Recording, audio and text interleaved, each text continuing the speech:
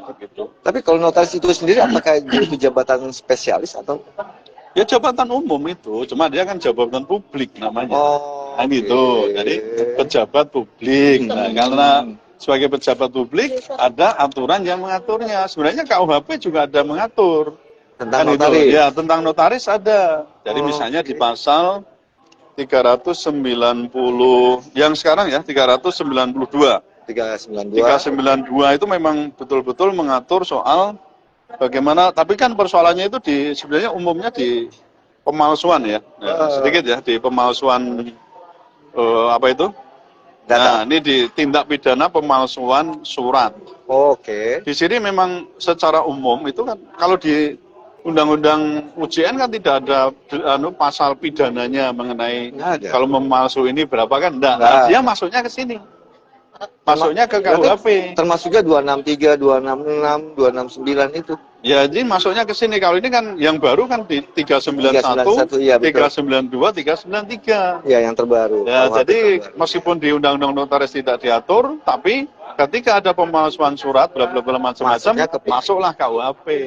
Jadi dia nanti dijeratnya dengan ini, bukan dengan Undang-Undang UJN kan? Karena di Undang-Undang UJN tidak ditentukan pemalsuan itu dipidana dengan sekian tahun kan tidak ada Oke. adanya di sini. Nah, kalau terkait dengan permasalahan, contoh yang saya baru temui beberapa hari yang lalu atau 1 minggu yang lalu itu diduga notaris ini terlibat permasalahan.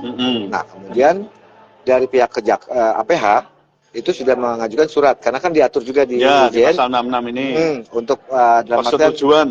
untuk membentengi lah Ya. tidak serta-merta notaris kasus kemudian ambil Ya, saja betul. karena kan bicara notaris itu harus rahasia negara karena dia buat arsip negara Ya. yang harus dijaga, dilindungi Betul, sampai seumur betul, hidup. ya. Nah, ketika itu mengajukan ke MKN, tapi tiba-tiba ada indikasi yang tadi itu tindak pidana khusus, apakah ini bisa diabaikan? Kalau memang itu indikasinya jelas gitu ya. Indikasinya jelas bisa langsung meminta pertanggungjawaban khusus pada notaris itu, tidak Berarti perlu tidak MKN. Jadi misalnya nih ada dia mencuri, dia menggelapkan apa, dia nggak ada hubungannya dengan tugas kenotariatannya, itu bisa langsung. Tidak Kalau ada perlu kaitan dengan- tapi kalau ada kaitannya dengan akte yang dibuat, mesti harus ada persetujuan dari MKN. Walaupun itu khusus. Iya, harus ada. Dan kalau misalnya langsung dipanggil itu, dia bisa membuat surat kepada penegak hukum, ya APH, aparat penegak hukum, bahwa saya dilindungi ini dengan ini, saya minta Anda menghubungi dulu MKN.